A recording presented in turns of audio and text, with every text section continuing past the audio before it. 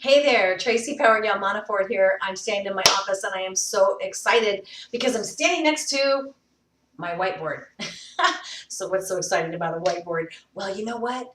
I'm looking at this whiteboard as a clean slate. It's September, beginning of September. We just got done with summer. I had a great summer. I hope you did too. Now, I work my business during the summer, and I hope you did too. But I think most of us find that during the summer, we're kind of at a more relaxed pace, and so are our prospects. Sometimes they're really hard to get a hold of. There's the weddings and the graduations and the family reunions and the camping trips and all of that.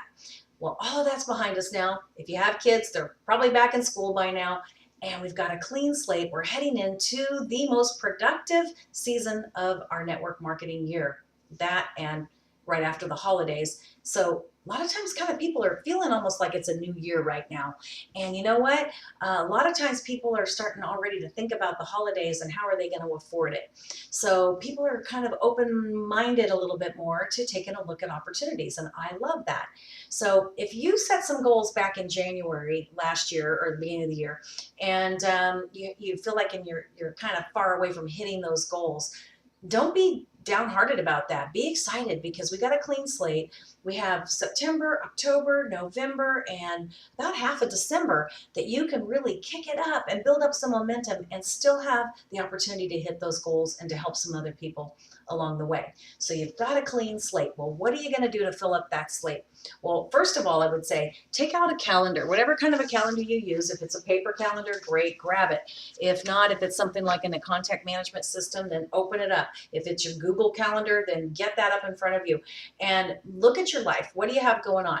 If you have a regular job, if you have children, if you have spiritual or community activities or things like that that you're involved in, put all those up on the calendar. Then look what's left and say, where can I find my blocks of time to work my business? Now, when I'm calling targeted market leads, which is one of the ways I choose to work and I really enjoy it, one of the interview questions I ask them is, do you have a minimum of 10 to 15 hours a week to put toward working your business? And that's one of the criteria that I sort for because I want to set people up for success. So you want to get set up for success. Look at where can you find your 10 to 15 hours a week. Now, if you can't find that because you work crazy hours and you've got a lot of family commitments and so forth, it doesn't mean that you can't be successful. It just means it's going to be a little slower. But look for that. See if you can find those 10 to 15 hours a week of concentrated time where you can be working your business. Now, some of that you might weave into your busyness. Could be while you're commuting, that you're making follow-up calls, or that you're, listening to your iPod and getting some training. Could be you're taking a break during your lunch hour at work and calling some prospects, piquing interest with people. So wherever you're doing it, great, but try to find those concentrated blocks of time where you're actually in your home office and you're working your business. Now, we don't want to major in the minors. We want to make sure that we're doing our mission critical activities first. So what are those? Well, there's only two things that make us money in network marketing, and that is getting customers and getting customer getters. So getting customers, getting customer getters, which customer getters is distributors, of course. So that's what we're all doing. We're all building, volume by going out and getting customers. And if we get a team being built with other distributors, then we're going to do that a lot faster. And it's a lot more fun. So how much time should you spend on that? And how much time should you spend on improving your skills and training? Well, I am a firm believer that it's the 80-20 rule. So 80% is spent on your mission critical activities, or if you prefer to think of them as income producing activities, IPA, income producing activities, 80%. 20% is on training, and that would be you plugging your new people into your training system that your company provides, and you plugging into training yourself, because when you're green, you're growing, and when you're ripe, you're rotten. So if you think you know it all, you're probably going to learn the hard way that you don't. And so we're always improving, always plugging into training. But don't be one of those people that becomes like professional student. Oh, I'll be successful when I take this one more course, or I'll get busy after I, take that seminar. No, you want to learn and apply, learn and apply, learn and apply. No, don't think that you have to know everything before you get started, because you know what? Getting started and getting out there and doing it, that's the best training you could possibly get. Then you are learning while you are earning. I'm sure you've heard that before. So once you've got your calendar mapped out, you got your clean slate, you're all excited and pumped up, you kind of refreshed your goals, what do? Well, refresh your list. So look at your list, all right? There may be some people on your list that you haven't talked to for a while. Maybe they kind of got caught up in the summer activities too.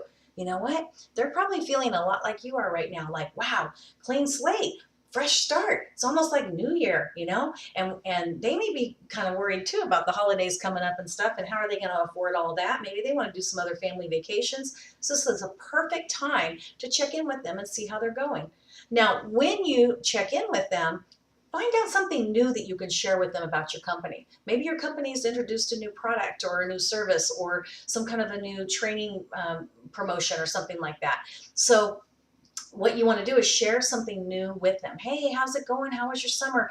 Listen, we had that conversation back then about the business I'm involved with, and you know what? I'm so excited about what's coming up right now, what we're involved in, and just really kicking it up for the fall season and heading into the holidays with some extra income and some momentum, and I'd like to share that with you. And then just check in and find out where their interest is. Or you can do the indirect approach where you let them know that, you're really focused on building your business really strong this fall. And do they know anybody who?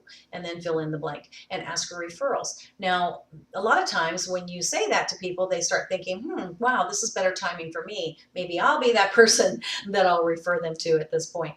So refresh your list. Also, look in your cell phone. Who haven't you contacted yet? Look on your social media pages. Who haven't you had a conversation with? Now listen, please don't be one of those annoying people who starts posting up links and talking about how your company is like, the next best thing on the planet and how, you can make millions of dollars, or don't start private messaging people and putting out little advertising blurbs and you know what, that's just kind of annoying. What you really want to do with social media is build relationships. So look at who can you refresh a relationship with or reach out to, and just be real, be authentic. How can you help them? How can you be of service? And start that conversation. Find out what's going on in their world, and you'll find right that way that you can introduce what it is that you're doing and see how it might best fit into their lives. So the other thing you might do is, go out and do some networking in your local community. Maybe join a BNI group, Business Networking International, or your chamber, or maybe you want to learn how to work with leads. So all of those ways, there's billions of people on this planet, so we shouldn't have any shortage of people. So you want to add to your list and refresh your list. And then you want to start contacting those people. Don't hide behind emails. Don't try to hide behind systems, because people are bombarded with that kind of stuff. You want to make yourself stand out above everybody else. Pick up the phone and have conversations with people. Now, if that scares you, it scares so many people, trust me. I invite you to come and check out my free call that I do on Monday nights. I actually call prospects live, and I'm calling targeted market leads. These are people who have answered an ad saying that they're looking for a way to make money from home. So if you want to see how that works, come to my Monday night call, and the website is, hopefully you can see this, I'm not going to put the www, so it's www.dialing for, spelled in words, FOR, dollars, live.com. And that's totally free. I call prospects from 5:30 to 7 o'clock Pacific. Do a little training first, and then we call prospects live. So clean slate, freshen up your list, check in with your calendar, find those blocks of concentrated time. Spend 80% on the income producing activities or the mission critical activities, 20% plugging yourself and your team into training, upgrading your skills, and you know what? Set some new goals for the fall quarter, and then just go for it, because you can do this. This is a fresh new start, so make it happen. Thanks for checking in today. I'll meet you on another video soon, or hopefully Monday night.